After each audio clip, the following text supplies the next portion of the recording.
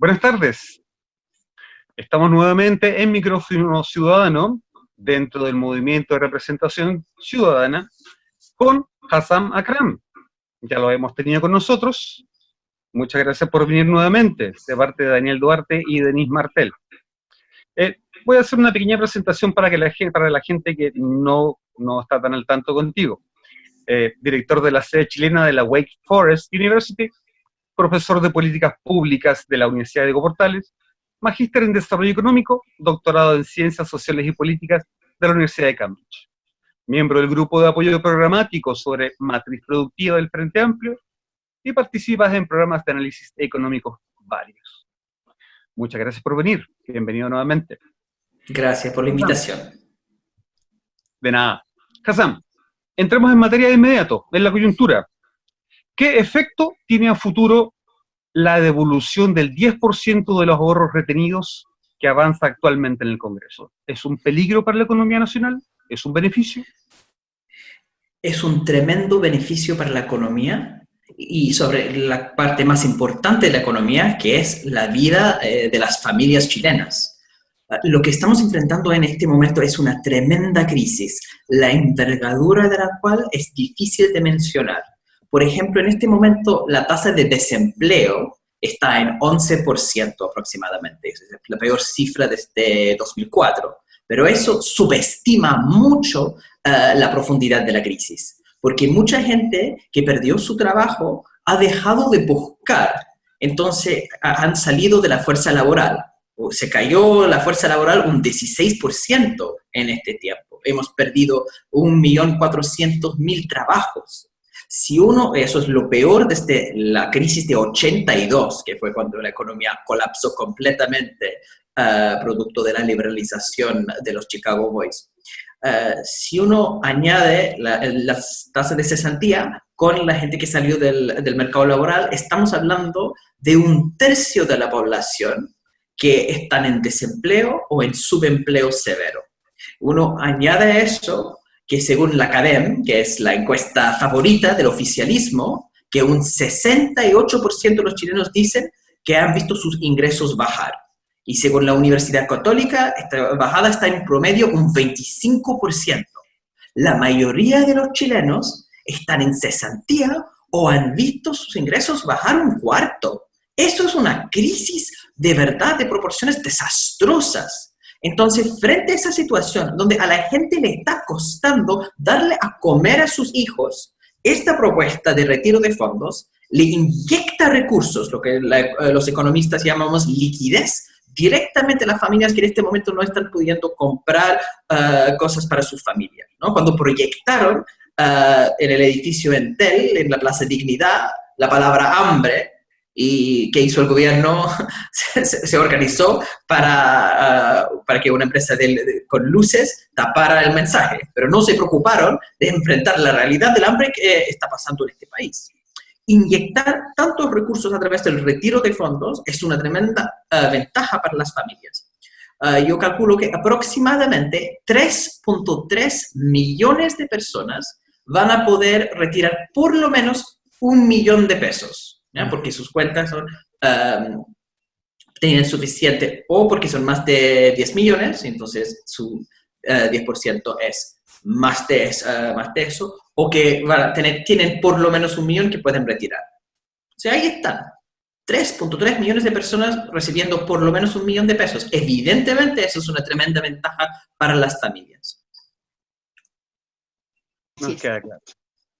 ¿Y tú crees que en este momento ¿tú crees que este momento es propicio para hacer reformas sociales, pensando que estamos en medio de la crisis, de la pandemia? Hay dos temas ahí. Primero, que esta reforma, que no es una reforma social, es como estructural. Si uno piensa en el primer artículo de la reforma, dice simplemente que uno puede retirar el 10% de los fondos de pensiones. Eso es una medida de emergencia. Tampoco es la mejor medida de emergencia. Que quede claro eso. Ninguna de las personas, los economistas que defendemos el retiro de fondos, creemos que eso es la mejor opción. ¿no? Por ejemplo, Marco Kremerman de la Fundación Sol, que también habló cuando yo hablé en la Comisión de Constitución de la Cámara de Diputados para defender el 10%, él también empezó con, esto no es la política preferida. La política preferida, lo ideal, si tuviéramos un gobierno mínimamente empático y responsable, sería lo que se llama una renta básica de emergencia. Eso implica que el Estado usa sus recursos para entregarle dinero a la gente, ¿ya? Y eso tendría que llegar a un 80% de la población, porque 80% de los hogares están viendo sus ingresos bajar de forma dramática. ¿Qué ha hecho el gobierno? Gato por liebre. Han ofrecido algo que ellos llaman el ingreso familiar de emergencia, que no es la misma cosa que una renta básica de emergencia, porque en vez de llegar a 80% de los hogares, están llegando a 33% de los hogares, 34%. ¿Ya? Entonces, no llega a la gente. Por eso, puesto que el gobierno, cada vez que uno pide que ellos actúen de forma responsable, dicen que no, la propuesta de retirar fondos es la última opción, el último recurso que queda a la gente en esta situación. Porque, ojo, desde la oposición siempre fue muy clara la demanda que los trabajadores no paguen por la crisis. Entonces, no se deben usar los ahorros de los trabajadores. ¿Qué dijo el gobierno? Vamos a meterle mano en los ahorros de los trabajadores en el seguro de cesantía. Y no tuvieron problema con eso, a pesar de las quejas de la oposición. Ahora, si la gente se queda en desempleo posterior a esta crisis, no van a tener nada en sus cuentas porque se ha ocupado esas cuentas para pagar lo que ellos llaman la ley de protección de empleo, que en realidad ha sido la ley de protección de los empleadores, porque se corta la relación laboral, pero se paga un porcentaje del salario, 70%, y después baja a 50%, pero con los ahorros de los trabajadores. Y cuando uno propone una renta básica, ellos dicen ingreso familiar de emergencia, y ha sido una humillación, porque es una política focalizada que llega a las personas que tienen cierto puntaje en el registro social de hogares, ¿ya? Entonces hemos vuelto a la política ochentera que inventó Miguel Kast, el hermano mayor de José Antonio Kast, ¿ya? Que él inventó ese sistema con las fichas, donde antes la gente escondía los electrodomésticos para parecer más pobres, para poder conseguir una miserable ayuda de parte del gobierno. Y hoy día tenemos una versión de eso del siglo XXI, donde hay adultos mayores tratando de entrar en la página web del Registro Social de Hogares para ver sus fichas, para entender por qué ellos calculan que ellos tienen más ingresos, porque para una familia de 4 deben llegar 400.000 pesos. ¿Ya? Y en realidad para mucha gente está llegando montos miserables, 80.000 pesos, 90.000 pesos para 4 personas, porque supuestamente tiene otros ingresos. ¿Cómo saben eso? Es algo automático del Registro Social de Hogares, y para apelar eso, entrar en la página web, pelear con el teléfono, después se cae el internet, horrible. Las pequeñas humillaciones de esas políticas focalizadas han sido terribles. Entonces, ¿por qué estamos haciendo esta reforma en este momento? Porque no queda otra opción. Porque no han dado ninguna otra opción. Y además, desde la derecha siempre han dicho que la Constitución es irrelevante. Esta Constitución hiperpresidencialista no le da al Congreso ninguna atribución para tratar de corregir un presidente que está siendo tan insensible y tan lejos de las preferencias de los ciudadanos. Normalmente, bueno, existen sistemas parlamentarios, ¿cierto? Y ahí, si el presidente no tiene el suficiente apoyo en el poder legislativo, se cae el gobierno. Eso es una opción. Existen también sistemas presidencialistas, pero en aquellos sistemas hay formas de retroalimentación. El Congreso tiene más poder para proponer leyes, o pueden hacer, por ejemplo, referéndum revocatorio. Si tuviéramos referéndum revocatorio, Piñera no estaría en este momento en la presidencia. Pero puesto que tenemos la Constitución de 1980, de la dictadura cívico-militar, no tenemos opciones de ese tipo.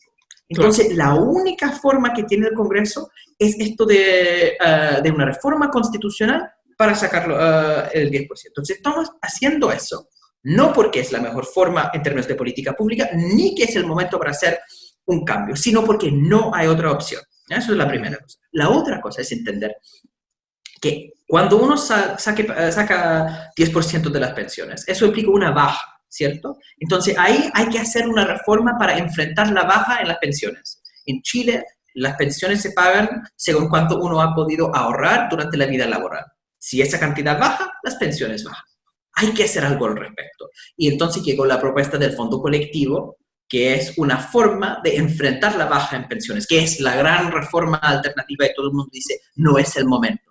Pero la propuesta de reforma previsional estaba dormida en el Congreso y el gobierno no estaba poniendo fuerza detrás de esa reforma. Y ahora que estamos en plena emergencia y no tenemos otra opción sino ocupar esta medida de retiro del 10%, tenemos que hacernos cargo del sistema previsional.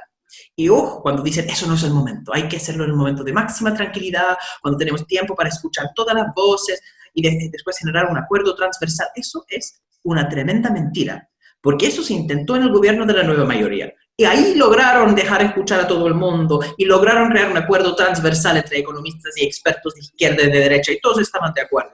¿Y en qué terminó eso? Porque lo hicieron para la primera reforma de la Bachelet, que fue la tributaria. Y ellos tuvieron su linda reforma tan técnicamente correcta, supuestamente, según los expertos. Enfrentó el poder de los empresarios y se cayó al tiro. Y la verdadera reforma tributaria se negoció en la cocina, como acuñó el senador Saldívar, ¿cierto? Claro. Ahí es donde el poder empresarial dicta la realidad. Y los acuerdos transversales pesan nada. Entonces, en este momento, cuando el veto empresarial, que es tan fuerte normalmente, se ve mucho más débil porque hay una desesperación ciudadana, eso es la única oportunidad que tenemos para hacer reformas. No es solamente que eso no es la situación ideal, sino además la situación no ideal es siempre la única oportunidad que existe para hacer buenas reformas, cuando uno toma en cuenta que las reformas se hacen solamente cuando se puede vencer el veto empresarial. Claro.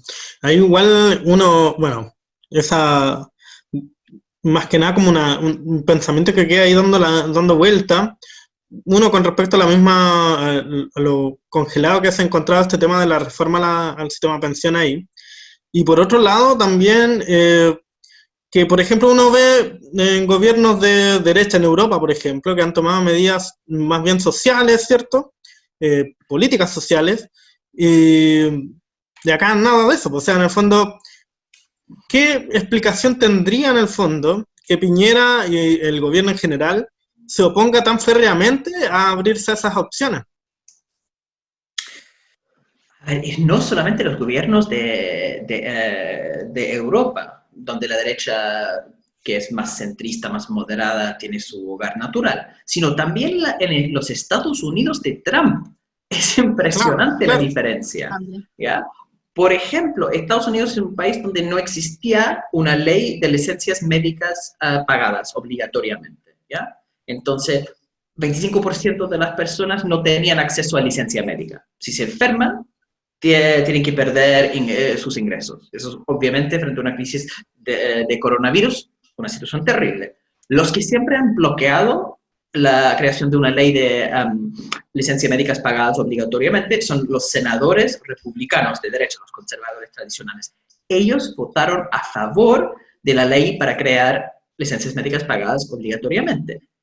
¿Y quién les mandó un tweet diciendo a todos los senadores que tenían que votar a favor? Donald Trump. Entonces, ¿para qué estamos con cosas? Acá no estamos hablando de que solamente la derecha más moderada europea actúa con más responsabilidad frente a esta crisis. Hasta el gobierno de Trump ha sido más responsable. Si uno piensa en el seguro de cesantía, que es uno de los temas de la tasa de reemplazo, ¿no? El seguro de cesantía paga un porcentaje del salario final a las personas que están sin trabajo, ¿ya? Y en el caso de Chile, en el primer mes pagan 70% y después baja 50% y sigue bajando, ¿ya? La única cosa que se logró con todas las peticiones al ministro Briones es que en vez de bajar progresivamente, lo van a congelar después en 55 y seguir así, en vez de seguir bajando aún más. En Estados Unidos, ¿sabe lo que hicieron? Triplicaron el seguro de cesantía. Lo triplicaron. Y eso, otra vez, el gobierno de Donald Trump. Entonces, si uno pregunta, ¿qué está pasando con la derecha chilena? Hay que entender una cosa de cómo funciona el modelo en este país. Porque si uno piensa en Chicago, es una universidad en Estados Unidos, ¿cierto?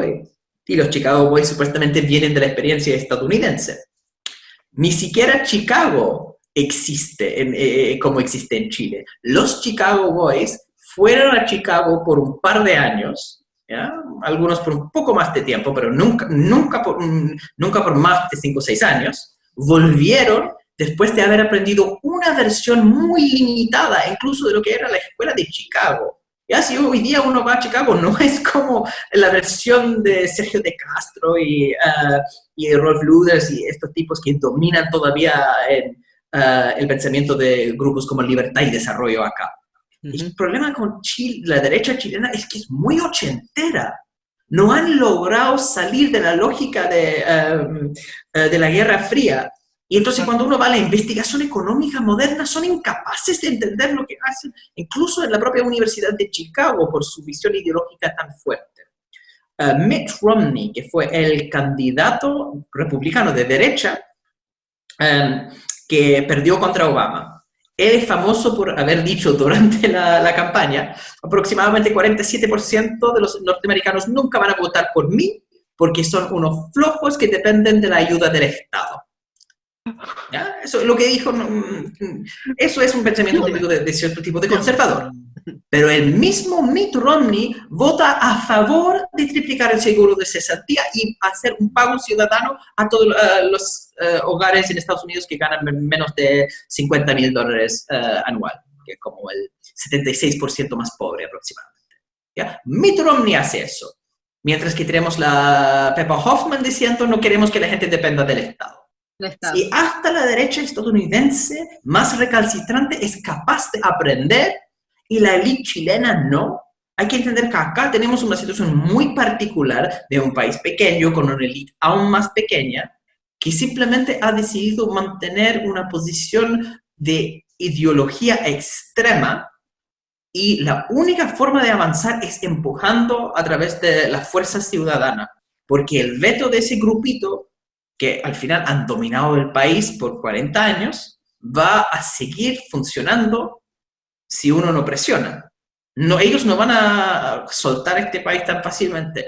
Nunca han tenido que dialogar. La diferencia entre la Peppa Hoffman quizás y Mitt Romney es que Mitt Romney ha tenido que dialogar y debatir y negociar con otra fuerza política. Acá nunca ha sido necesario porque el veto empresarial es tan poderoso, porque la institucionalidad es tan sesgada, que no han aprendido esos mínimos democráticos. Y la única forma de abrir este sistema es con la fuerza de la ciudadanía.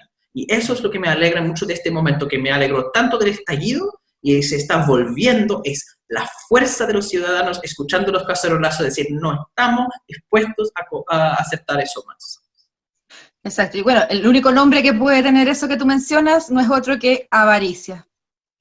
Nada más. Claro. Yo quería hacerle una pregunta cortita a Ignacio, justamente de lo que venía hablando, muy, muy puntual. ¿Tú, Hassan, consideras, por ejemplo, dadas esas condiciones, que en Chile hay más una situación de una plutocracia que una democracia? Bueno, yo estudié ciencia política, entonces uno ve las distintas formas técnicas de categorizar esos sistemas. Se dice que Chile es una democracia de baja calidad o de baja intensidad, ¿ya? Es democrático en el sentido que existen elecciones, mínimo, ¿no? No hay censura directa. O sea, que uno puede abrir un medio de comunicación y uno puede decir lo que uno quiere y el gobierno no va a literalmente censurar o cerrar.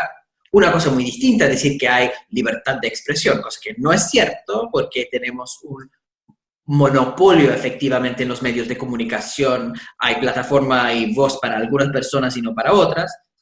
De hecho, los periodistas chilenos son los que más hablan de autocensura, según la investigación académica al respecto. Pero de todas formas no hay censura directa, hay elecciones que son libres, ¿no? El CERVEL es independiente y cuentan los votos con un mínimo de honestidad. Entonces tenemos una democracia mínima, pero de baja calidad porque todas las cosas que tienen que ver con igualdad de acceso a los medios de comunicación, de la separación entre el poder empresarial y las donaciones políticas, esas cosas no existen. Entonces yo diría que tenemos una democracia de mala calidad y lo que hay que hacer es subir la calidad de la democracia precisamente haciendo una nueva estructura, una nueva institucionalidad. Ahora, yo tengo una quizás discrepancia con lo que dijo la Denise cuando ella dice que eso es pura avaricia. Ojalá que fuera avaricia. No creo que sea así. De hecho, yo soy una de las personas que más cree que la inversión extranjera va a, de cierta forma, salvar Chile, porque las transnacionales, por ejemplo, funcionan a través de pura avaricia. Lo que les interesa es ganar plata. Y entonces, si ven una oportunidad de ganar plata, ellos van a invertir. Los empresarios chilenos no están tan interesados en plata, están interesados en seguir dominando este país, incluso si eso los hace más pobres. ¿Ya? Hay un tema acá que Chile es su universo. So, el ejemplo bien interesante de la Unidad Popular, cuando hicieron la nacionalización de la gran minería de cobre. Lo tomaron la minería y entonces las dos empresas ahí, Anaconda y Kennecott, que perdieron sus minas, estaban muy enojados y seguían como persiguiendo el gobierno chileno en las cortes internacionales y todo el cuento. Pero la inversión extranjera en Chile durante la UP aumentó. Llegó plata de Estados Unidos, perdón, llegó plata de Japón, llegó plata de Europa Occidental, de Alemania, de Italia, de Suecia, incluso de la España de Franco, ¿no? Llegaba plata porque les interesaba ganar dinero. De hecho, incluso llegaba inversiones del mismo Estados Unidos. No en minería, pero por ejemplo en la electrónica, ese tipo de cosas. Porque los empresarios internacionales no están preocupados de la política en Chile, están viendo dónde puedo hacer más plata. La inversión extranjera aumentó, la inversión local colapsó. A pesar de todas las ventajas posibles, los empresarios locales no estaban dispuestos a invertir ni un peso porque querían que Allende cayera. Independiente de cuánto dinero, cuánta posibilidad de expresar su avaricia fuera posible. Les interesaba más el poder, el control, el ser dueño de fondo, que es expresar ese control social por sobre otras personas. Y en ese sentido hasta lo hicieron en el gobierno de Bachelet. Bajó la inversión porque los empresarios no estaban dispuestos a aceptar un gobierno que tenía algo de cuestionar su poder. Entonces, en ese sentido es mucho peor que avaricia. Y yo creo que tenemos que ser bien realistas y entender que la clase empresarial chilena no es una clase empresarial cualquiera, no es una clase empresarial que piensa solamente en las lucas, piensa en cómo controlar el país. Y por eso la avaricia, ojalá que fuera más avaricia, y de hecho los actores que son más impulsados por avaricia son los mejores. Sí, bastante, lamentablemente. Hassan, hay una de las pocas certezas que nos ha dejado la pandemia, bueno, el estallido social y la pandemia, es que va a haber una crisis económica en Chile y, bueno, en el mundo. De eso yo creo que estamos muy claros. De hecho, anteriormente a los estallidos sociales, que Chile no fue el único país que tuvo estallido social, ya habían organismos económicos que estaban diciendo que para el 2020 se venía algo. Se venía una bajada por fruto de la competencia desleal entre China y Estados Unidos, etcétera, varias cosas. Entonces, mi curiosidad, mi pregunta es, ¿cómo se podría preparar Chile para tal situación? Porque ya lo sabemos, ya, no somos muy conocidos por prepararnos con antelación, pero ya sabemos lo que viene, qué podríamos hacer y qué falta en las políticas públicas chilenas para enfrentar esta caída inminente, porque nos vamos a caer. Hay un tema de corto, mediano plazo y un tema más de largo plazo. En el corto, mediano plazo ya estamos en la crisis, o sea, el desempleo ya disparó, ya estamos en una situación desesperante para la mayoría de las familias chilenas, el crecimiento va a bajar fuertemente, vamos a estar en recesión, ya estamos viviendo el pic de eso. La forma en que se va a recuperar la economía es la gran incógnita de eso. Y el país que hay que estudiar para entender eso es China, porque el coronavirus empezó en China. Entonces ellos al final tuvieron el pic primero y después la bajada también antes de todo el mundo, y ya están viendo el tipo de recuperación posible. Lo que hizo China fue abandonar su meta de crecimiento. Aceptaron que esto 2020 no van a poder crecer mucho. ¿Ya? Pero están en plena recuperación como para el próximo año. Y de hecho las señales ahora, para finales de 2020, China está lentamente recuperándose, eso es cierto. Es interesante observar que la gente habla en estos momentos de la economía del 90%. Se han perdido 10%, es una reducción muy importante. Y esa economía del 90% es porque uno ha perdido ciertas cosas son sectores enteros. ¿Ya? El sector servicios, restaurantes, bares, todo lo que es el turismo ya ha desaparecido. Y eso no se va a recuperar hasta que tengamos vacuna. Entonces estamos hablando de una pausa de 2 años que va a ser efectivamente. Ya va a ser muy dura la cuestión de turismo y de sector servicios. Y entonces los gobiernos en Europa, en Estados Unidos, están viendo formas de ayudar a esos sectores. Y Chile es un país que tiene un sector turístico importante, y entonces el tema va a seguir siendo bien complejo para ellos. ¿Ya? Entonces, en el corto plazo, lo que hay que ver es la recuperación post-pandemia, pero para eso hay que terminar la pandemia. Y el problema que tenemos es que lo que había que hacer era, en su momento, una cuarentena total rapidísima.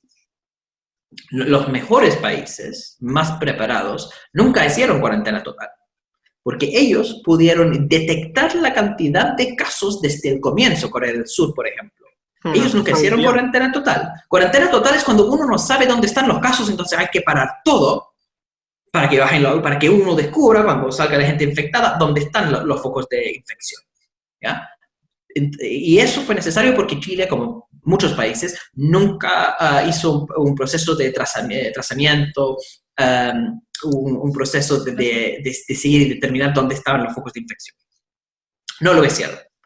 Después de eso, tampoco hicieron la cuarentena general, hicieron esa ridiculez de la cuarentena dinámica, o la cuarentena inteligente, supuestamente, que es una cosa que ellos copiaron supuestamente de Alemania y Corea, donde ellos dicen, ya, estamos viendo dónde están los focos de infección y podemos georreferenciar, detectar exactamente las calles, los barrios, dónde están esos puntos de infección.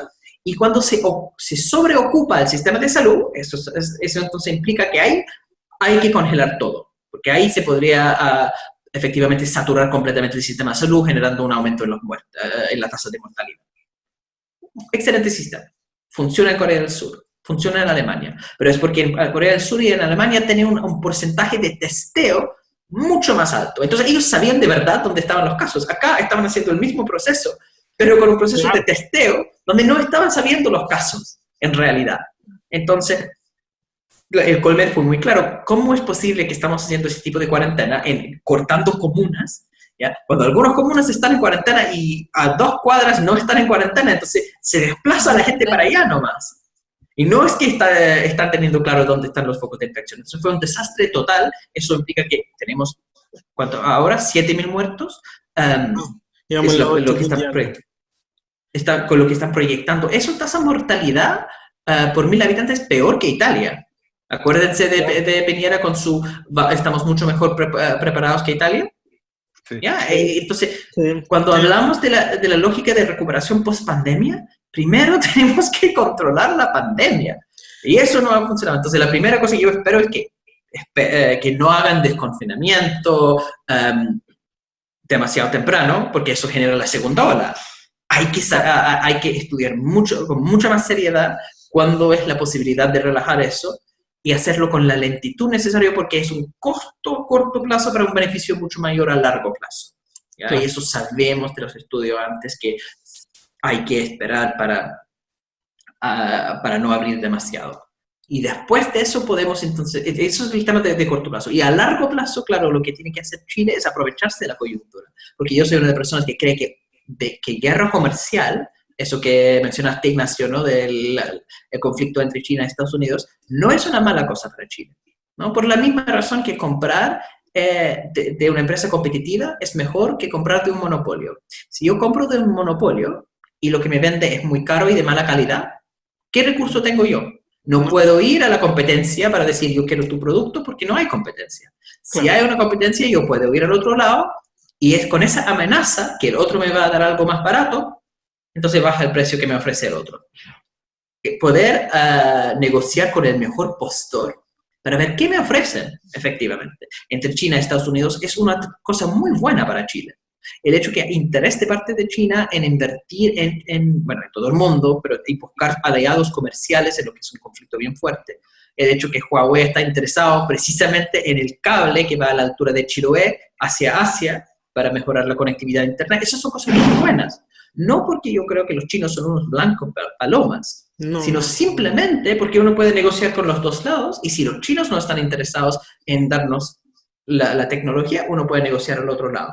Entonces ya a largo plazo soy optimista, porque creo que estamos en un mundo bipolar que permite a países chicos como Chile negociar mejor y conseguir entonces la transferencia tecnológica, porque al final tenemos nuestros recursos naturales, pero no son tan importantes. Uno puede decir, ya tenemos litio, perfecto, pero el valor del litio no es tanto, de hecho es el mismo valor de la exportación de nueces. Lo que necesitamos decir, ya, tenemos litio, perfecto, pero que vengan acá, que saquen el litio, pero eso es como decir, ya, tengo aluminio acá, hagamos aviones. No es tan fácil, ¿ya? Si uno tiene litio, lo que queremos hacer es agregar valor, vender baterías de litio, por ejemplo, a autos eléctricos. Es importante decir que vengan acá y negociar para que hagan la transferencia tecnológica. Y yo creo que este momento, a mediano o largo plazo, es una excelente oportunidad para eso. Sí, yo sigo siendo optimista en ese sentido. Hassan, te quería hacer un alcance. Nosotros tuvimos un pequeño paréntesis en el 2019 de democracia plena. Esto fue puesto en relieve por The Economist. ¿Ya? La publicación, ellos tienen una publicación que te habla de los grados de democracia en el mundo, y nosotros, el 2019, solamente por el estallido del 18 de octubre, nos pegamos un breve salto a democracia plena. Pero bueno, duró lo que duró. En la calidad, pero sí. Estuvimos. No parece nada. Y lo otro, bueno, descansando un poquito. algo probamos. Y lo otro, estamos ya en 8.451 muertos. Que quise asegurarme, sí, estamos en 8.451 muertos. Sí. Y, uy, qué terrible. Bueno, ese es el dato, disculpe. Bueno, me interesa saber qué efecto específico va a tener el tema de la crisis mundial en Chile. Bueno, creo que en parte respondí eso antes con el tema del corto plazo, ¿cierto? Que esto lo que implica es una crisis de proporciones donde, puesto que la gente no puede salir, no puede trabajar, y si no puede trabajar, eso implica una baja en el Producto Interno Bruto, eso es evidente.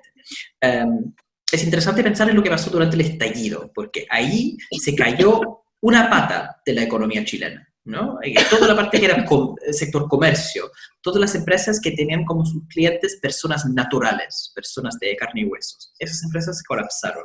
Pero la inversión extranjera aumentó en ciertos rubros durante el estallido. Por eso el ministro Briones decía, no hay fuga de capitales, acá los inversionistas siguen llegando, porque había la pata de agroexportación y minería. Y la minería y la agroexportación es una economía aparte, nada que ver con lo que pasa a nivel comercial en Chile. Y en toda esa parte, la parte de agroexportación, se podía sostener la economía chilena. La patita que quedaba era suficiente para mantener la economía a flote. Con COVID se cayó esa segunda pata, ¿ya? Entonces ya tenemos un tremendo problema porque está parado el agro y está parado la minería, ¿ya? Y eso es una situación compleja. Si uno analiza, por ejemplo, lo que está pasando en China, que China es el primer socio comercial de Chile. Y vendemos principalmente cobre, ¿cierto? Cobre es un mineral que baja en valor cuando la economía va mal. Oro es un mineral donde el precio mejora cuando la economía va mal, porque la gente empieza a comprar oro precisamente porque es como una forma de tener un valor seguro, ¿ya? Entonces es una buena señal. Cuando la economía va bien, baja el precio de oro y sube el precio de cobre. Cuando la economía va mal, sube el valor de oro y baja el valor de cobre. Y lamentablemente, porque la economía va mal, los chinos, por ejemplo, van a necesitar menos cobre porque van a construir menos cosas. Entonces, ahí tenemos una situación de depresión económica, o la economía a la baja por unos meses, diría. Pero por unos 6, 7 meses, pero puesto que estamos viendo la economía china recuperarse, ¿ya? Eventualmente vamos a salir de eso y se va a recuperar la situación, y ahí entran más bien los temas de largo plazo, donde Chile cuando vuelve a la normalidad, no es una normalidad muy buena, ¿ya? Con todos los problemas del estancamiento, del crecimiento, estancamiento de los salarios. Y ahí hay que ver lo que estaba mencionando antes del tema de jugar bien con la política de guerra comercial para avanzar en la tecnificación de la economía. Perfecto. Igual ahí delante nos comentabas un poco como de las oportunidades que significaba todo esto, sobre todo en términos de largo plazo, ¿cierto?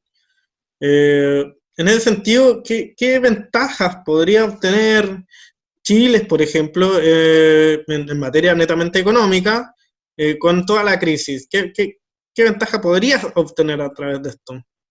Si es que lo hay. No sé si hay ventajas propiamente tal, porque esta es una crisis económica de proporciones que va a dañar al aparato productivo chileno, ¿ya? Por la baja en demanda va a afectar negativamente a cobre, va a afectar negativamente a muchas pymes que no van a poder recuperar de esta crisis, porque ya estaban con la venta baja, con dificultades con pagar sus deudas, y con esta situación donde baja aún más, no es solamente que baja la demanda, es que baja la oferta, baja su capacidad de producir cosas. Entonces, muchas pymes no van a sobrevivir. Entonces, tenemos un problema a nivel de las grandes empresas exportadoras y un problema a nivel de las pequeñas empresas de producción y servicios locales. Entonces, la situación es bastante negra. Lo que es positivo quizás es que da una oportunidad política para abrir y mejorar la institucionalidad, que es lo necesario para una transformación a largo plazo. Y ahí lo que estuvimos hablando con el tema de pensiones es tan importante, que nos permite acelerar, porque el sistema de pensiones, por ejemplo, en Chile es un desastre. Como eso lo reconoce todo el mundo, lo reconoce hasta Ignacio Briones, que dice ya hay una crisis en el sistema previsional chileno. Lo reconocen, ¿no? Es una locura pensarlo, pero las pensiones actuales, ¿cierto?, que pagaron el año pasado, las nuevas pensiones, si uno mire las pensiones autofinanciadas, la mediana para hombres es 120 lucas. 120 lucas promedio, mediano hombres. Y la mediana para mujeres, 24 lucas. Eso es lo que pagan en pensiones, las AFP. Entonces, hay una crisis total del sistema y no hemos podido cambiar esto. Y, por supuesto, después el gobierno dice, pero tenemos una propuesta de reforma de pensiones. Claro, la propuesta de reforma de pensiones que subió al Senado, porque la democracia cristiana la apoyó, es una reforma que aumenta la capitalización individual. La gente dice no más AFP y el gobierno responde con más AFP. Y claro, después, y por esa razón la DC votó a favor, es que dijeron, no va a ser administrada por la AFP. Va a llegar a un ente público, pero un ente público que va a administrar las cuentas individuales. Y el problema no es ni siquiera la AFP. Honestamente, hay mucha controversia acá contra las AFP por razones muy obvias, porque están pagando pensiones de miseria. Pero las AFP hacen, en mi opinión, su trabajo razonablemente bien. El problema es que su trabajo no tiene nada que ver con pagar pensiones, y no pagan pensiones, como ya mencioné. Lo que ellos hacen es invertir recursos de las cuentas individuales, pero la idea de tener pensiones que dependen de los ahorros individuales es una locura. Eso lo que genera es que las personas que no han podido ahorrar durante su vida laboral, o sea, personas que han tenido tiempos de desempleo, mujeres porque salen del mercado laboral para cuidar a hijos, ellos van a tener pensiones de miseria. Y la única forma de salir de eso es tener pensiones que no dependen del ahorro individual. Pero y eso ha sido imposible. Que dependan del empleador. Estaban ahora postulando que dependieran del empleador, o además también estaban diciendo que se subiera, ¿cómo se llama?, el aporte, que eso ya es salir más del empleador, o sea, del empleado, o del fondo solidario. Pero a mí me parece que no debe ser el Estado quien siga poniendo plata ahí. Tienen que también puede haber un tema de hacer una reforma al decreto ley 3500, mientras se busca un nuevo sistema en el que se baje el monto de la ganancia de las aseguradoras. Porque, por ejemplo, hay un porcentaje, si es, no sé, ellos reparten entre pensiones 1/3 y 2/3 se lo llevan en ganancias para invertirlo, o sea, para invertir y traer ganancias dentro de, todo lo que sabe, dentro de sus propias empresas, prestándole bonos soberanos al Estado. pero es muy poco, 1/3 de lo que reparten. Entonces, ¿habría alguna forma de hacer una modificación pronta? Porque está por ley, en la ganancia que ellos reciben, eso está establecido en la ley. Entonces, modificar eso, tal vez una medida rápida. Ya, el tema de pensiones es un poco enredado, entonces hay que ir un poquito más lentamente porque se están mezclando las cosas ahí. Como dije, las AFP son un problema no porque invierten mal, sino porque no pagan pensiones, porque el sistema de capitalización individual es en sí un mal sistema. ¿Ya? Hay muchas quejas por las utilidades de las AFP, pero las utilidades de las AFP relativas al sistema son muy pocos. No se puede hacer mucho con eso, es más bien un monto simbólico. Si uno habla de cambiar el sistema, las utilidades de las AFP son una gota en el océano, son casi irrelevantes. Cuando hablamos del sistema de pensiones en sí, el hecho que pagan poco en pensiones, 1/3, no es que esa plata, los 2/3, van a las utilidades de las AFP. No es eso. Las utilidades de las AFP son 1% de eso. Lo que hacen con los otros 2/3 es que ponen inversión. Eso tampoco es una cosa mala, ¿ya? Porque la inversión, siempre se habla como si el ahorro e inversión fuera lo contrario de reparto. Y esos son los dos sistemas que existen. O es reparto o es capitalización individual. Y eso no es tan así. Son efectivamente 4 sistemas posibles de pensiones, ¿ya? Son sistemas que son de reparto o son sistemas de zona ahorro. Pero de esos dos, son 2 subtipos. Pueden ser individual o pueden ser colectivo. Los 2 sistemas. Entonces, ¿qué pasa con ahorro? Perdón, ¿qué pasa con reparto? Reparto es un sistema donde los jóvenes efectivamente pagan para los viejos. ¿Ya? Es solidaridad intergeneracional. ¿Ya? Porque en este caso, los jóvenes, yo iba a decir, pagamos. No sé si técnicamente puedo decir eso todavía. Los jóvenes pagamos para los viejos con la esperanza de que cuando seamos viejos nosotros, otros jóvenes van a pagar para nosotros. Eso es el pacto entre generaciones, la solidaridad intergeneracional del reparto. ¿Ya? Eso existe. Pero hay 2 tipos de reparto. Uno es un reparto colectivo, donde los jóvenes pagan en un pozo y ese pozo llega a todos los viejos. Pero también existe reparto individual, donde los jóvenes pagan y los viejos reciben según cuentas individuales, según cuánto ellos lograron ahorrar en una vida anterior, que les da derecho al reparto de ahora. Ese sistema existe, de hecho se llaman las cuentas nocionales del sistema de Suecia. ¿Ya? Entonces son 2 los tipos de reparto, reparto individual y reparto colectivo. Y en el caso de ahorro es lo mismo. Existe ahorro individual, que es las AFP, donde las personas ahorran en su propia cuenta y entonces ellos solamente pueden tener una jubilación dependiendo de los recursos que tienen en esa cuenta. Ahí no hay ninguna solidaridad. En el caso de de ahorro colectivo, sí existe solidaridad, pero eso no es solidaridad entre generaciones, sino solidaridad entre clases sociales, porque son los más pobres los que ayudan a los más viejos. Perdón, los más ricos, perdón. Porque claro, cuando uno está ahorrando, uno ahorra entonces en un pozo común y los ricos que pueden ahorrar más ayudan a los pobres que pueden ahorrar un poquito menos. Y todos juntos se tiene para el futuro. ¿Ya? Entonces, si uno piensa en esos 4 sistemas, el problema que tenemos en Chile es que el sistema incluye elementos solamente de capitalización individual. Hay ahorro, pero ese ahorro es solamente en las cuentas de las personas que pueden ahorrar más. Y puesto que el sistema de ingresos es súper desigual, entonces los ahorros son aún más desigualmente distribuidos. Eso es el real problema. Si uno tiene un sistema de reparto puro, eso implica que los jóvenes están apoyando a los viejos. El problema es que tenemos una población que está envejeciendo. Entonces hay cada vez menos los jóvenes y más los viejos. Entonces el sistema no es sustentable a largo plazo.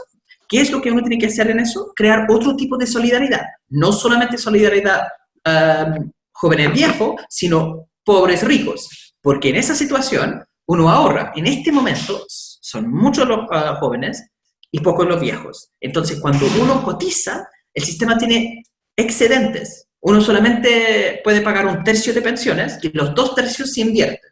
Y cuando invierte, se tiene rentabilidades y eso genera crecimiento económico, se genera más recursos y entonces en el futuro, cuando seamos pocos los jóvenes y muchos los viejos, hay como un fondo de plata ahorrada para pagar pensiones. ¿Ya?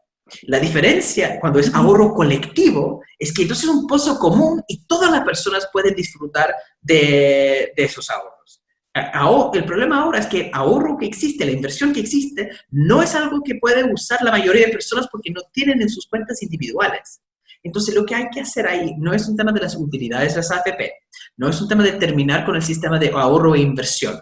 El problema es la falta de una visión colectiva en el sistema de pensiones.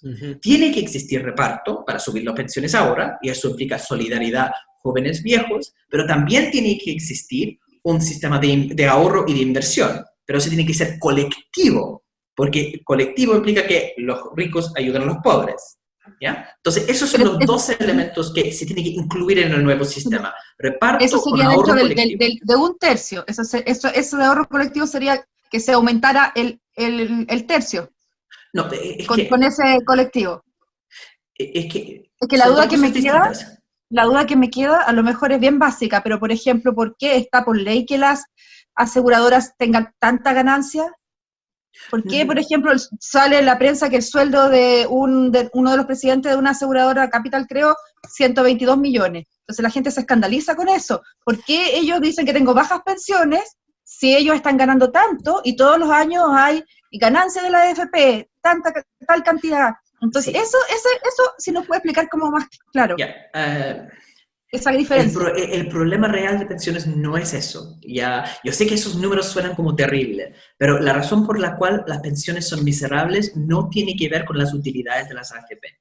Las utilidades de las AFP parecen altas, y son altas, pero eso no es donde están saliendo todos los recursos de las pensiones. ¿Ya? Lo que reciben los altos ejecutivos es muy alto, pero es que todos los altos ejecutivos en los bancos, por ejemplo, también reciben salarios súper altos. Y la gente no está como yendo en contra de los bancos necesariamente, como si están yendo contra las AFP. Porque no es un tema es un problema, pero es un problema de menor escala. Que es cierto que debemos de ver el tema de la desigualdad y hay que poner más altos impuestos a los ejecutivos y hay que ver cómo crear sistemas donde las utilidades de las AFP, las comisiones que cobran, no son necesariamente tan altas. Pero uno podría tener un sistema donde las AFP cobran una comisión de 0%, donde todos los ejecutivos ganan el salario mínimo y no van a subir las pensiones en nada. Eso no es el efecto real para las personas porque estamos hablando de ¿cuántos ejecutivos son? Son 100 en un país donde tienen que pagar millones de pensiones. ¿Ya? Entonces, la realidad, el problema, no tiene que ver ni con las utilidades de las AFP, ni con los salarios que pueden disfrutar los altos ejecutivos. El problema es del diseño del sistema de capitalización individual, de esas cuentas individuales que son el problema. Por eso es tan tóxico. De hecho, el gobierno de Piñera se jugó precisamente con esa ambigüedad o esa confusión donde la gente odia mucho las AFP porque pagan pensiones de miseria, entonces piensan, ahora el gobierno con la DC está ofreciendo un ente público que no va a tener estas altas utilidades y toda la cuestión, entonces va a mejorar la pensión, pero no, porque el ente público va a administrar la misma cuenta individual que es la raíz real del problema. Yo quiero hacer mucho énfasis en eso, que yo entiendo por qué hay tanta rabia contra las AFP, contra las utilidades, contra los ejecutivos, pero lo que hay que cambiar en el sistema para arreglar eso no son esos elementos, son los elementos de cómo se determina la pensión final. Y son los grandes flujos que van a cuentas individuales en vez de a pozos colectivos. El tercio, Denise, que estás citando, ¿cierto? Eso es una cosa un poco distinta. Cuando el tercio es lo que pagan las AFP en este momento en pensiones y los 2 tercios lo invierten y van al sistema financiero y generan rentabilidades. ¿Ya? Eso no es una cosa mala. ¿Ya? El problema es que si eso fuera un fondo colectivo donde 1 tercio del fondo total se está yendo a pagar pensiones de las cotizaciones de los trabajadores y 2 tercios se invierten para el futuro y eso abulta el fondo colectivo, implica que en el futuro van a poder pagar muchas mejores pensiones. ¿Ya? Entonces, el problema es que esos 2 tercios están divididos en cuentas individuales en vez de en una cuenta colectiva. En términos de, eso es la división reparto-ahorro, efectivamente. Ahí, para subir las pensiones de los adultos mayores en este momento, yo creo que 1 tercio es muy bajo, pero eso se cambia porque es un cálculo que termina siendo cercano a un tercio, pero tiene que ver con cómo se calculan las pensiones a las cuales tienen derecho los adultos mayores. Y la forma de arreglar eso es creando una pata aparte, que es el elemento. Porque las cotizaciones que se pagan en este momento es 10% de las cotizaciones de todos los trabajadores y van a sus cuentas individuales, ¿ya? Lo que se está proponiendo el gobierno es subir la cotización, que se tiene que hacer. Pero ¿cómo van a subir la cotización? Para ponerlo en otras cuentas individuales. Desastre, no. Lo que hay que hacer es subir la cotización, y eso es la cotización de los empleadores, por ejemplo, o del Estado, que va a un fondo colectivo. Pero después, pues, eso es lo corto plazo. Y de hecho, el fondo colectivo, que es el segundo artículo de la reforma de retiro de 10%, y por eso yo fui al Congreso para defender esa idea del fondo colectivo, es que crea un fondo de solidaridad donde los empleadores y el Estado cotizan en un sistema paralelo que paga complementos de pensiones, y ahí tiene la misma lógica de una parte es reparto directo, que se ocupa para pagar complementos al tiro, y otra parte es ahorro, donde se invierte para el futuro, pero todo colectivo. Reparto colectivo, ahorro colectivo. Eso en el sistema solidario. Pero existe todavía el 10% que sigue yendo todos los meses a las cuentas individuales. Y lo que hay que hacer en el futuro, es decir, ese 10% se tiene que terminar. El 10% que existe tiene que ir a otra cosa. Las AFP pueden existir, ¿ya? Porque son empresas privadas, como empresas que manejan lo que se llama el aporte previsional voluntario. Las personas que son más ricos, que tienen más recursos, pueden comprar el servicio de las AFP para manejar sus ahorros. Perfecto. Y ahí sus comisiones dependen de la competencia, si esos productos son buenos o malos, en general son razonables, diría yo. Tener APB no es mala cosa. Y se nota porque son muchos, incluso los diputados y senadores que tienen APB. Los AFP no son malos en ese sentido. Si uno tiene mucha plata y uno mete la plata en la AFP, perfecto. El tema es que el 10%, que es cotización obligatoria, por ley todo el mundo tiene que comprar un producto de las AFP. Eso no puede ser. Las cotizaciones obligatorias son para toda la comunidad, son impuestos efectivamente. Y esa parte se tiene que también poner eventualmente en el pozo común. Entonces son una cosa de corto plazo que está en la reforma que está en el Senado, o estaba en la reforma y tiene que reponer el Senado, que es el fondo colectivo, que va a subir la cotización, pero no para ir en cuentas individuales, que fue la propuesta del gobierno, sino para ponerlo en el fondo colectivo. Y el segundo paso, que es el paso de largo plazo, es hacer algo con el 10% que va a las AFP y quitar una buena parte de eso y poner eso también en el fondo colectivo. Entonces, a corto plazo, subir la cotización a un fondo colectivo, y a mediano plazo, sacar lo que va a las AFP y poner eso también en el fondo colectivo. Y ahí se resuelve el problema. ¿Entiende? Perdón, es como he enredado. Pero también afecta la cantidad de, la esperanza de vida que calcula la AFP. También eso es un factor. Sí, en la manera, hay distintas modalidades de... porque si te dan una esperanza de vida muy larga, que no es real, también afecta en el monto de la cotización. En el monto de cuánto pagan después, eso es cierto. El efecto de eso tampoco es tan grande en realidad. Eso es curioso. Hombres 110 y mujeres 91, eso es lo que está... No, pero esas son las tablas. Esas son cosas que, no sé por qué, pero hay cosas que dan un poco en paralelo del Internet, como se han obsesionado mucho con el tema de las tablas de mortalidad, pero esas son tablas de posibilidad para el cálculo. Ayer se lo escuchó Ormazábal, un exministro. Sí, es que eso me genera aún más desconfianza, que han puesto, es que siempre ponen esas cosas que no son el medular, yo soy muy en el mensaje fundamental que no quieren reconocer, y por eso estoy preocupado porque Piñera ya jugó con eso. Lo absolutamente fundamental en eso es las cuentas individuales, los temas del tipo de retiro que se hace. ¿Ya? En general, esas tablas que van hasta 120 años son solamente para calcular ciertas proyecciones. Entonces, cortando eso se va a mejorar la pensión, pero poco. ¿Ya? Eso, todas las cosas que uno puede hacer mejorando dentro del sistema son trampas.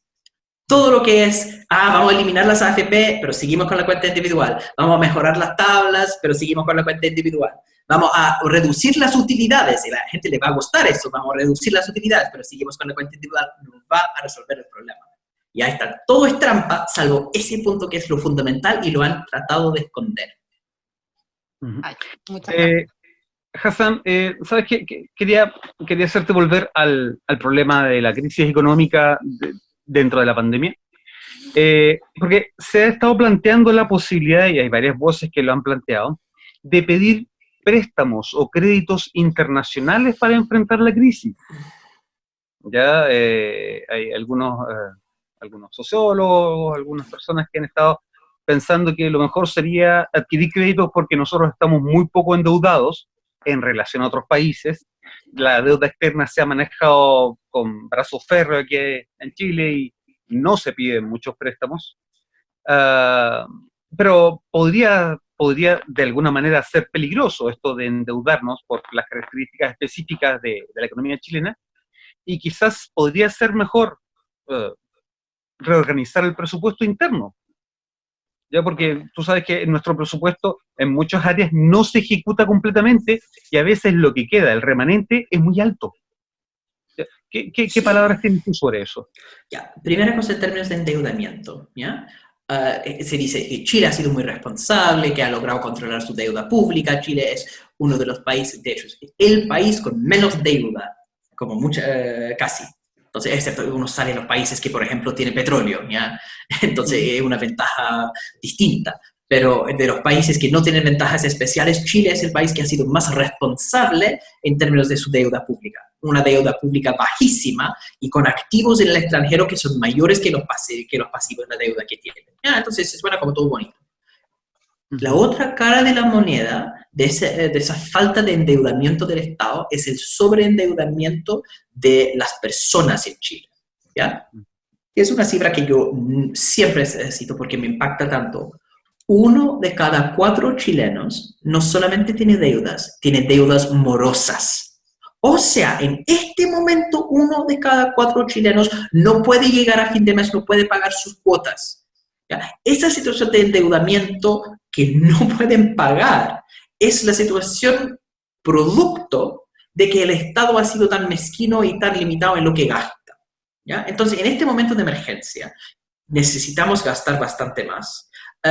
Es cierto que hay presupuestos subejecutados, sí, hay cosas que se pueden mover, pero muchas veces cuando uno ve el funcionamiento del aparato del Estado, es súper difícil hacerlo funcionar con más eficiencia a corto plazo, porque hay prácticas institucionalizadas malas desde hace mucho tiempo, y para tratar de acelerar la ejecución, por ejemplo, de presupuestos de salud, que siempre tienen subejecución porque tienen que construir hospitales, eso demora mucho, y si no pueden construir, entonces no pueden gastar las otras cosas. Ese tipo de problema existe, pero sacar la plata de ahí para financiar otras cosas es poco factible. Lo que hay que hacer sí, a corto plazo es endeudarse. Endeudarse es distinto para Chile, endeudarse que para Estados Unidos, por ejemplo. Los mejores conceptos en economía tienen nombres teológicos, y uno de mis favoritos es pecado original. Y los países en vías de desarrollo tienen pecado original porque no pueden endeudarse en dólares. Perdón, en su propia moneda. Por ejemplo, Estados Unidos puede endeudarse en dólares, pero Estados Unidos imprime billetes de dólares, ¿cierto? Entonces, Estados Unidos nunca puede ir a la bancarrota, no puede quebrarse, porque si tiene una deuda, tiene la maquinita de dólares para imprimir los billetes, ¿ya? Pero son solamente 2 países, Estados Unidos y Corea del Norte, que pueden imprimir dólares.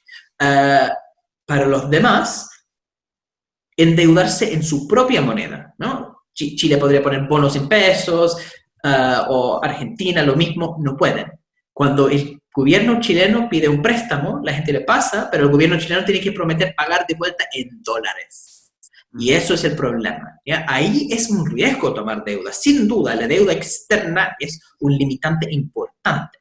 No lo niego. Sin embargo, Chile tiene la posibilidad de endeudarse a un precio muy bajo. La tasa de interés, que es cuánto uno paga para la deuda, es muy baja en ese momento porque todos los bancos centrales están tratando de incentivar más endeudamiento para tratar de hacer andar la economía. Entonces Chile puede endeudarse y tiene que endeudarse para que las familias no se endeuden tanto. ¿Ya? Es una urgencia social necesaria. Después, la forma de pagar esa deuda es con la reforma tributaria. Y ahí se entiende la mezquindad del gobierno. ¿Por qué no quieren gastar más en este tiempo? La derecha nunca ha tenido problemas con endeudar al Estado. Lo hacen siempre.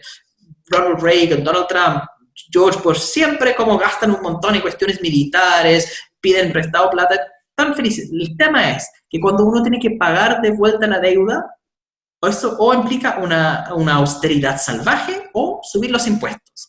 Y los amigos empresarios de Piñera de Briones no quieren que los impuestos suban.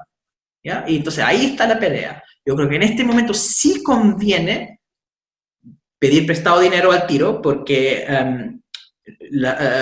los impuestos demoran. Para sacar dinero de los empresarios toma tiempo. Entonces, la primera cosa, instantánea, uno endeuda al Estado, con eso uno gasta en las cosas urgentes, apremiantes, que son la renta básica de emergencia, hacer que las cosas, la liquidez llegue a las personas que están en desesperación.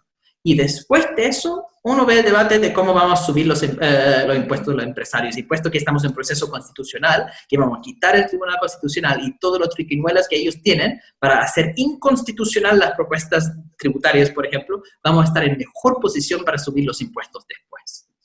Entonces, en este momento sí, hay que endeudarse, diría. ¿Y qué pasa con el uso de los ahorros que tiene en Chile? Los fondos soberanos y todas esas cosas, que al parecer es bastante. Sí, están ahí, como se puede ocupar esos recursos también.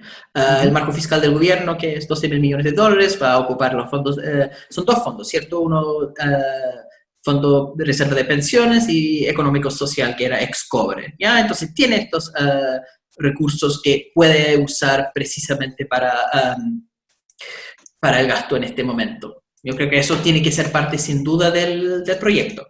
Yo apoyo eso, sin duda. Y no lo han querido hacer por la misma razón, porque estos fondos son fondos de emergencia, ¿cierto? Que van a usar en este momento, pero posterior a eso se tiene que pagar de vuelta. El Fondo de Estabilización Económica y Social, ¿cierto? Que es que se llamaba antes el Fondo de Cobre. Tiene 10,5 mil millones de dólares y el Fondo de Reserva de Pensiones otro 10,4 mil millones de dólares. En total, los activos de la tesorería pública están en 30 y tanto mil millones de dólares. Ahí está plata. Y el total que está ofreciendo gastar el gobierno extra es 12 mil millones de dólares. Plata hay, sin duda. De hecho, esos 12 mil millones de dólares es lo que pondría Chile en el promedio de la OCDE. Tampoco un monto fuera de lo común. Es el promedio de la OCDE, ¿no? Hay espacio para seguir avanzando en eso. Ojo que gastar la plata ahorrada, ¿ya?, no es necesariamente la mejor opción. Endeudarse un poquito más, puesto que el costo de endeudarse es bajo, ¿ya?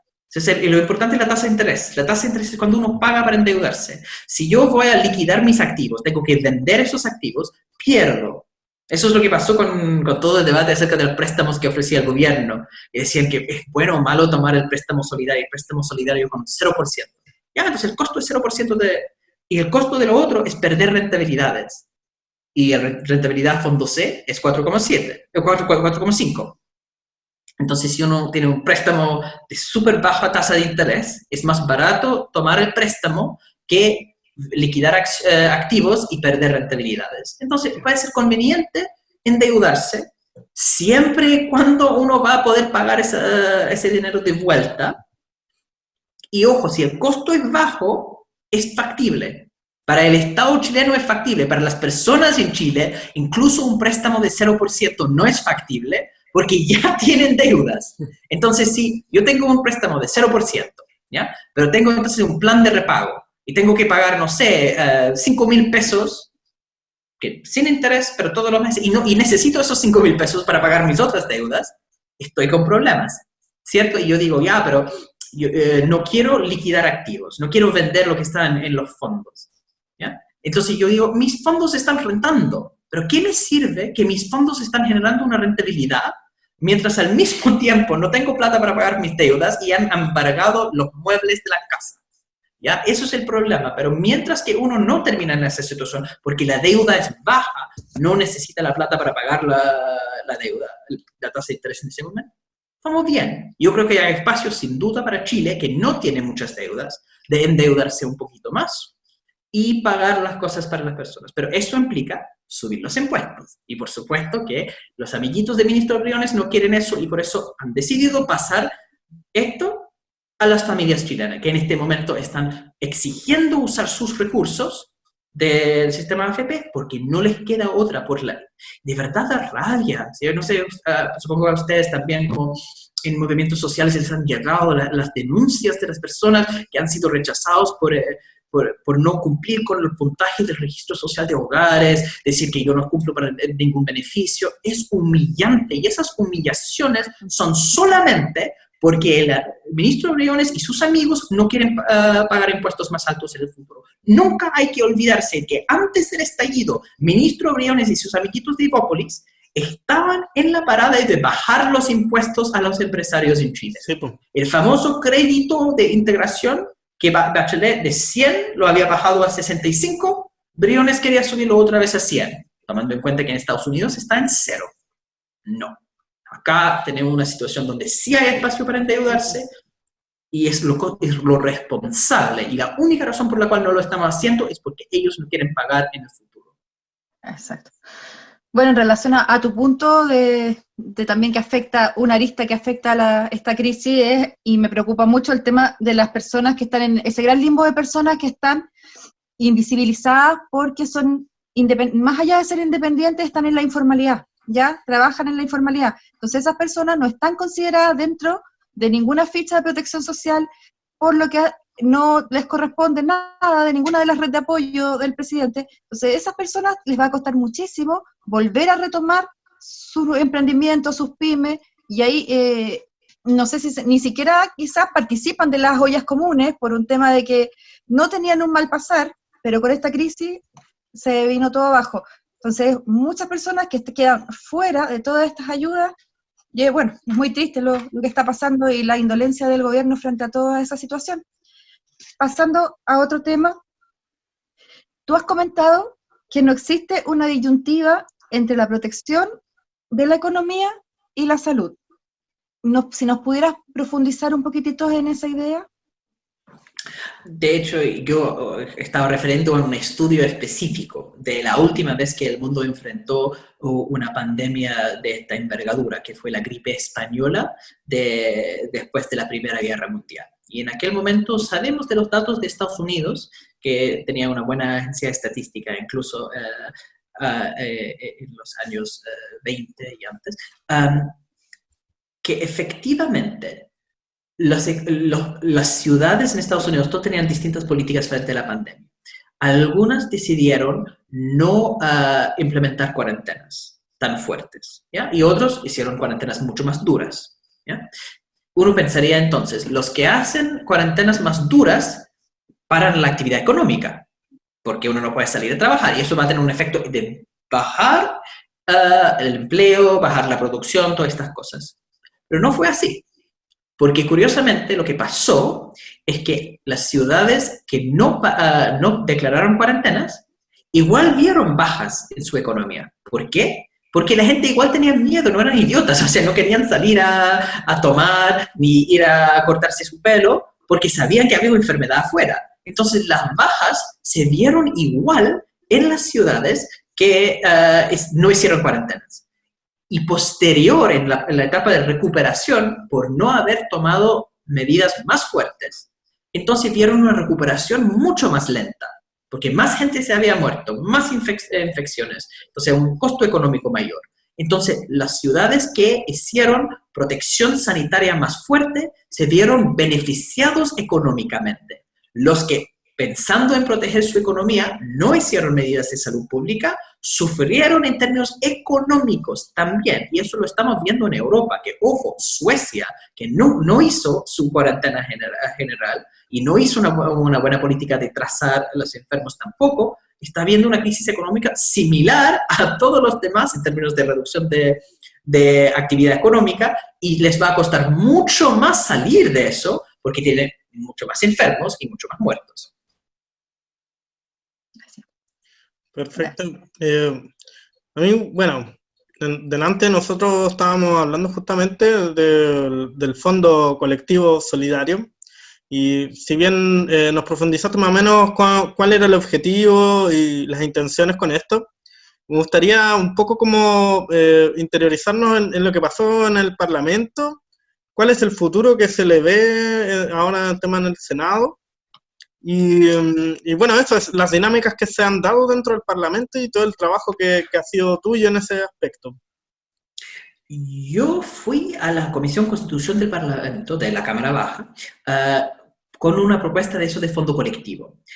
Yo fui porque yo vi el tema del retiro de fondos como una necesidad frente a la desidia y mezquindad del gobierno.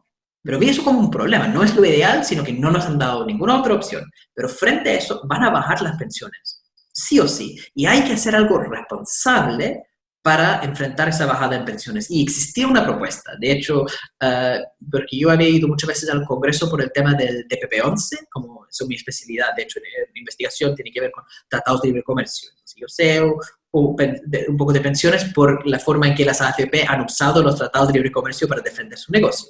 Entonces yo conozco al Parlamento por esas relaciones. Entonces yo fui algunas de las personas que estaban detrás de la campaña en contra del TPP en el Congreso también estaban involucrados en el tema del retiro de fondos. Entonces, fui a hablar, por ejemplo, con la diputada Alejandra Sepúlveda de los regionalistas y conversamos y ellos habían un buen proyecto eso del retiro de fondos.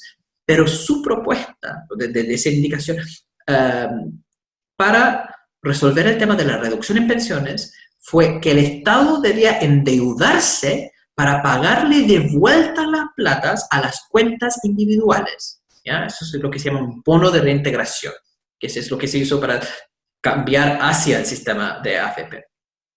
Y yo pensé que es una pésima idea. El Estado endeudándose con un monto enorme para pagar precisamente a las personas que mayores ahorros tienen.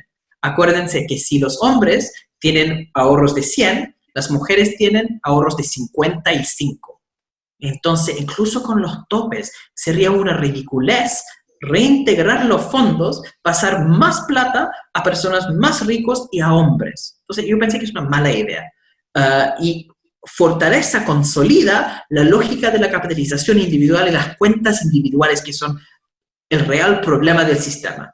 Entonces, yo dije, lo que hay que hacer es crear algo que podría compensar las bajas en pensiones, pero no a través de las cuentas individuales. Entonces, lo que hace el fondo colectivo es que los empleadores cotizan algo, el Estado cotiza algo, se crea ese fondo y ese fondo paga reparto, al tiro paga complementos de pensiones para los que tienen bajas pensiones y invierten sus excedentes, ahorro colectivo, y paga de forma progresiva, pagando más a los que menos tienen. Entonces, eso fue la propuesta y yo fui al Congreso para eso.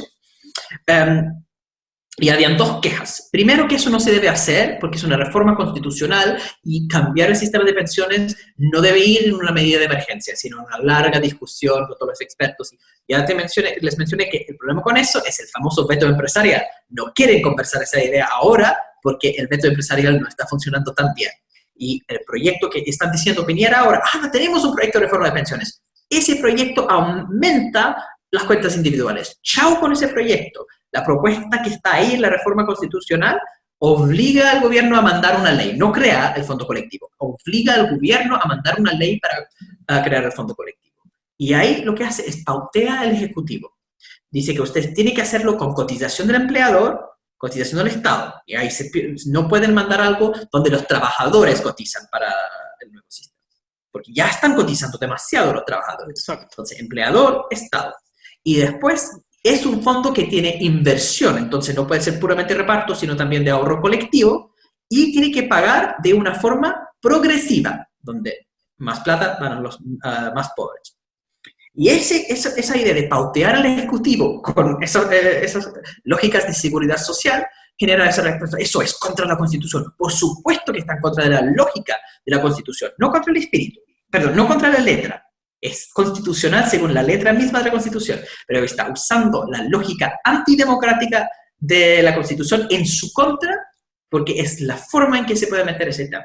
Entonces, ha habido una reacción de parte de la derecha muy fuerte en contra de esto. Y curiosamente, con los mismos economistas expertos, la Andrea Repetto, José de Gregorio, esos economistas que estaban detrás de la nueva mayoría, que hicieron tan mal trabajo con sus acuerdos transversales que fracasaron completamente, cero autocrítica, cero comprensión de cómo funciona la política, van criticando la propuesta del fondo, diciendo eso le va a endeudar mucho al Estado. Ni siquiera habían leído la propuesta, porque es una propuesta que no endeuda al Estado, curiosamente. Y hicieron tanto daño que se cayó esa parte, que es la parte a largo plazo del proyecto, y se quedó la parte de corto plazo. Entonces, esos economistas que se creen arriba de la política, que se creen transversales, que se creen técnicos, son los peores populistas. Por su deseo de seguir las reglas sesgadas, han creado una propuesta que es mucho más populista, pero ojalá podamos corregir los errores de ellos en el Senado y reponer ese tema y empujar, incluso en una institucionalidad tan sesgada como la de la Constitución de 1980, un proyecto de seguridad social o la semilla de un proyecto de seguridad social que es el fondo colectivo. Perfecto. Yo creo que hay que bajar esa información a la comunidad, hacerla más sencilla, tal vez, para que puedan, la presión social fue bastante ese día de la votación, pero esa parte quedó un poco nebulosa. Entonces habría que bajar esa información y a través de eso hacer presión social, como dices. Sí, ha sido bien difícil. Yo estaba en muchas actividades tratando de explicar la lógica del fondo, pero ha habido mucha desinformación malintencionada, muchos que al final están pagados por las AFP. Muchos incluso me sorprende tantos que hablan con una retórica que parece que están criticando las AFP, pero en realidad son parte de la misma industria. Entonces proponen esas cosas como cambios cosméticos al sistema, incluso con un lenguaje anti-AFP, precisamente para meter confusión y para proteger su sistema de cuentas individuales. Entonces estamos haciendo lo que podemos para tratar de presionar. Ojalá que resulte. Abrir el debate. Desde que la izquierda se va a llevar todos los fondos y es el plan maléfico que tienen. Claro. Es 10% de los fondos, y eso es otra cosa, sí, claro que si salen 10% de los fondos, se va a colapsar todo el sistema. En el mes de mayo salió 8% de los fondos, porque hacen cambio de multifondo. Entonces, cuando uno cambia de fondo A a fondo E, uno liquida todo y después compra otras cosas. Entonces, ya lo hicieron. En el mes de mayo salieron 8% y, por lo que tengo entendido, las AFP todavía existen. Entonces, exageran los problemas de una manera ridícula. Vi a la alcaldesa Matei, ¿no?, en Matinal diciendo, si uno vende 10% de las casas, se cae el precio de las casas. Si uno vende, se va a caer el precio de todos los fondos. Si 43% de los fondos están en el extranjero, y uno puede vender así como todo lo que está en Chile y no va a afectar en nada el precio en el extranjero, porque Chile es una gota en el océano. Pero repiten esas mentiras constantemente porque la campaña de terror ha sido atroz, terrible. Bueno, hay que ir peleando. No seas de ellos. Sí. Por eso estamos en la pelea. Bueno, nosotros tenemos una tradición acá en el programa, quizás tú te acuerdes de esto, quizás lo hicieron esa vez, que nosotros llamamos bonus track. Todos los entrevistados han pasado por lo mismo. El bonus track consiste en una serie de nombres y conceptos que nosotros te vamos a ir diciendo y tú nos tienes que decir lo primero que se te venga a la mente, lo primero que te salga de la garganta. ¿Ok? Trata de no pensar mucho, porque así el juego es más entretenido. Claro. ¿Okay? Voy yo. El primero es Lucas Palacios. Farsante. Ok, Ignacio Briones. Pobrecito. Patético. Industrialización. El futuro de Chile. Gasto fiscal. Necesario. Sebastián Piñera. Corte Internacional. Uh-huh. Criminal. Uh-huh. Que quede claro. Y, bueno, de lo que venimos hablando, AFP. Desastre. Y por último, don Juan Sutil. Terrateniente. Dueño de fondo. Gracias, Hassan. Hassan, Gracias te a pasaste. ustedes. Muchas gracias por haber estado con nosotros, con Daniel, con Denise, conmigo, Ignacio. Te agradecemos tu tiempo y, bueno, me imagino lo cansado que debes estar. Ojalá que puedas descansar un poco. Muchas gracias por la invitación, muy divertido como siempre. Lo pasé excelente. Gracias a ti, que estén Fue muy bien. entretenido, muchas gracias. Chao chiquillos, chao Hassan, que Cuídense. estén bien.